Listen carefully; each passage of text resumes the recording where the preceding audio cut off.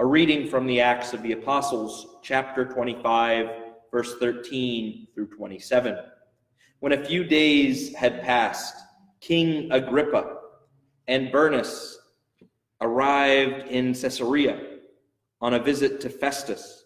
Since they spent several days there, Festus referred Paul's case to the king, saying, "There is a man here left in a custody by Felix.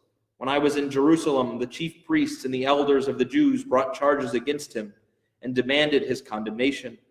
I answered them that it was not Roman practice to hand over an accused person before he has faced his accusers and had the opportunity to defend himself against their charge. So when they came together here, I made no delay.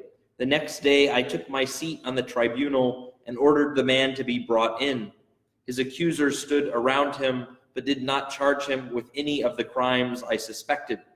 Instead, they had some issues with him about their own religion and about a certain Jesus who had died, but who Paul claimed was alive.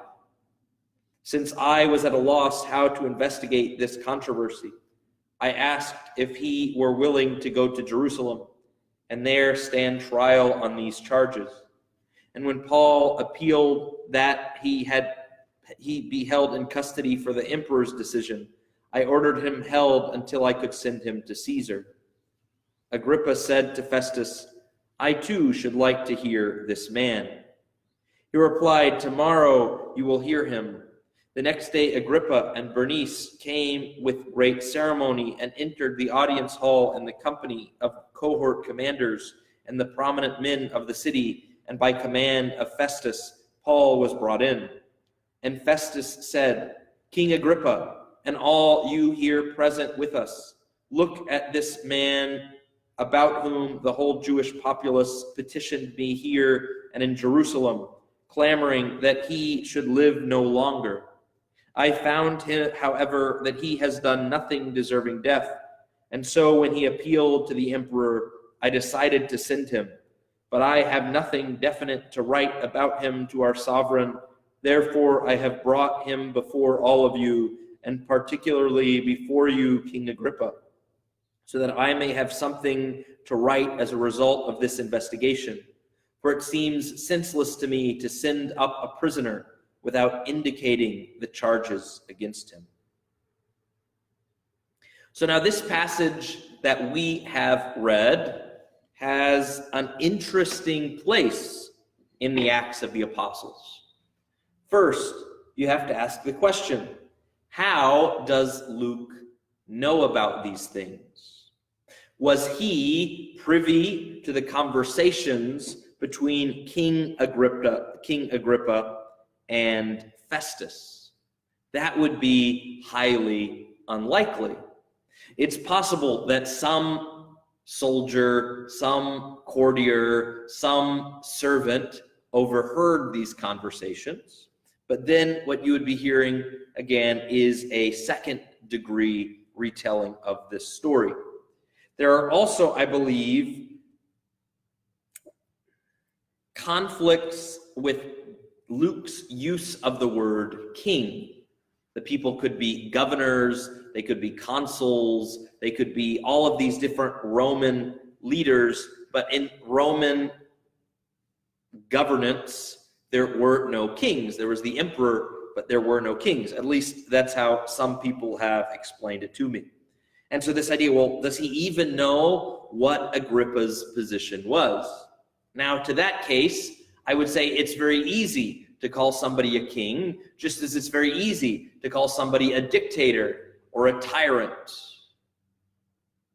when they aren't in actual fact, but when they are acting in that way.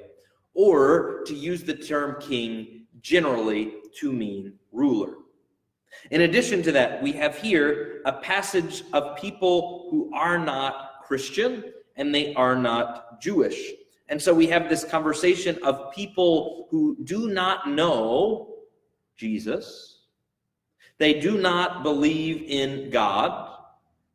They have their own pantheon. They have their own gods that they worship. And so we get to hear how these people are speaking about Christianity and how they are seeing Christianity. It seems like it is a sect between a fight and a sect between different groups of Jews, that some groups think this and some groups think that. And I know that some Gentiles are joining in with this sect, but we don't know that much about them. And now these people, they say that they are specially aware, specially attuned to the matters of this sect, to the matters of Judaism, that they know more about it than the average Roman politician. And so it's very interesting to see and hear how non-Christians and non-Jews are speaking about Judaism. Well, he's done nothing wrong. He's merely debating tenets of their religion. It is interesting that this is kept in the Acts of the Apostles, because in itself, it does not seem to serve much purpose, at least at first glance.